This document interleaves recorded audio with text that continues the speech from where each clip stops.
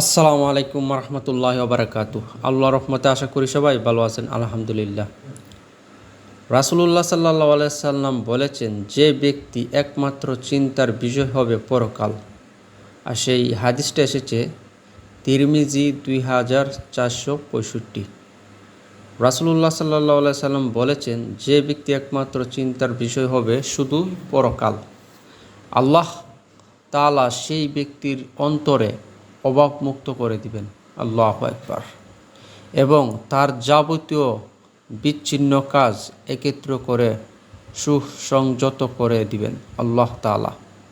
তারপরে বলেছেন, তখন তার নিকট দুনিয়াটা নগণ্য হয়ে দেখা দিবে। আল্লাহু আকবার। যেই ব্যক্তি শুধু পরকালের বিষয় নিয়ে চিন্তা করবে, তার অন্তরের মধ্যে আল্লাহ তাআলা সবসময় অভাবমুক্ত করে দিবেন, দরিদ্রতা দূর করে দিবেন। তারপর দুনিয়ার মধ্যে যত ঝামেলা যায়, সমস্যা রয়েছে, এগুলো আল্লাহ তাআলা তাকে চোখের সামনে থেকেও সে কাটিয়ে দিবে। তারপর আল্লাহ তাআলা বলেছেন, তখন তার নিকট দুনিয়াটা নগণ্য হয়ে দেখা দিবে। যারা পরকাল নিয়ে চিন্তা করে তাদের জন্য আল্লাহ তাআলা বলেছেন নগণ্য হয়ে দেখা দিবে। আর অন্যান্য হাদিসের মধ্যে এসেছে, আল্লাহ তাআলা বলেছেন, মুমিনদের জন্য দুনিয়াটা হলো একটা জেলখানা, একটা পরীক্ষার জায়গা। আল্লাহু আকবার। আর তাদের জন্য দুনিয়াটা নগণ্য হয়ে দেখা দিবে। তাই মুমিন যারা, তারা সবসময় শুধু পরকাল নিয়ে চিন্তা, দুনিয়া নিয়ে সেরে কখনোই তারা ব্যস্ত থাকে না, তারা চিন্তিত থাকে না।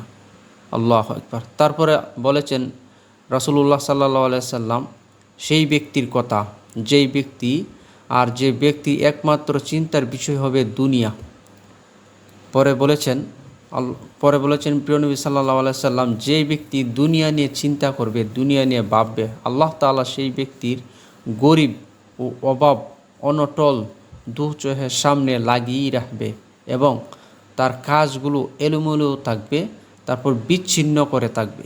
তারপর তার জন্য যা নির্দিষ্ট রয়েছে দুনিয়াতে এর চাইতে বেশি পাবে না। আল্লাহু আকবার। যারা দুনিয়া নিয়ে চিন্তা করে তাদের সব সময় এলোমেলো থাকবে, কাজগুলো ছিন্ন ভিন্ন থাকবে।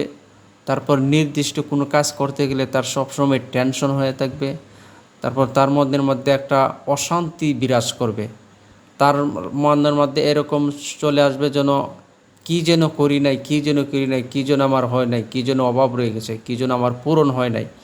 শুধুই হতাশার মধ্যে থাকবে। যারা দুনিয়া নিয়ে চিন্তা করে, যারা টাকা নিয়ে চিন্তা করে, যারা ধন সম্পদ নিয়ে ব্যস্ত থাকে, যারা প্রতিযোগিতায় থাকে শুধু সম্পদ আর সম্পদ, টাকার জন্য, তারা শুধু দুনিয়া নিয়ে ব্যস্ত, দুনিয়া নিয়েই তাদের চিন্তা ভাবনা।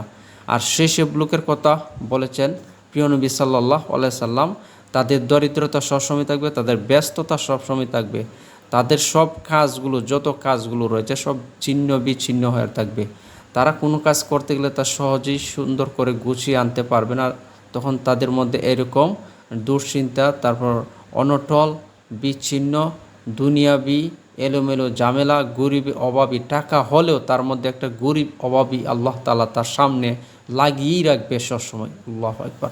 তাই আমরা যারা রয়েছি, আমরা কখনোই দুনিয়া নিয়ে চিন্তা করব না, আমরা চিন্তা করব শুধু পরকাল। কারণ দুনিয়ার যে সময়টা রয়েছে সীমিত, কয়েক সেকেন্ড বলেও চললে। তাই আমরা কখনোই দুনিয়া নিয়ে চিন্তা করব না, আমরা শুধু পরকাল নিয়ে চিন্তা করব। কারণ দুনিয়া নিয়ে যারা চিন্তা করে তাদের মধ্যে অভাব অটল সমস্যা সবসময়, তাদের দরিদ্রতা, গরিব হলো ধনী হলো তাদের মধ্যে গরিব, ধনী হলো তাদের মধ্যে দরিদ্রতা, অভাব লেগেই থাকবে, কাজগুলো এলোমেলো হয়েই থাকবে। তাই আমরা সবসময় দুনিয়া নিয়ে চিন্তা না করে পরকাল নিয়ে চিন্তা করব। আমরা সেই ব্যক্তির মতো হব যারা, আল্লাহ তাআলা বলেছেন, যারা পরকালে চিন্তা করে আল্লাহ তাআলা সেই ব্যক্তির অন্তরে অভাব মুক্ত করে দেন।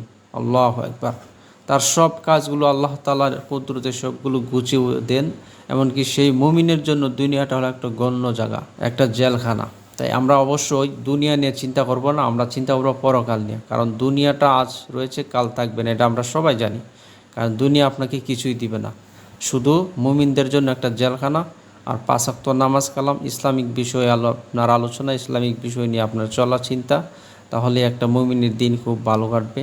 আল্লাহ তাআলা যেন আমাদের দুনিয়াবি চিন্তা থেকে মুক্ত করে দেন, এমনকি পরকালের চিন্তা যেন আমাদের অন্তরের মধ্যে সবসময় থাকে। আর আমরা সবসময় এটা মনে করবো আমাদের একজন মালিক রয়েছে আল্লাহ তাআলা, আমাদের রিজিক, আমাদের ফায়সালা আল্লাহ তাআলা নিজেই করবেন।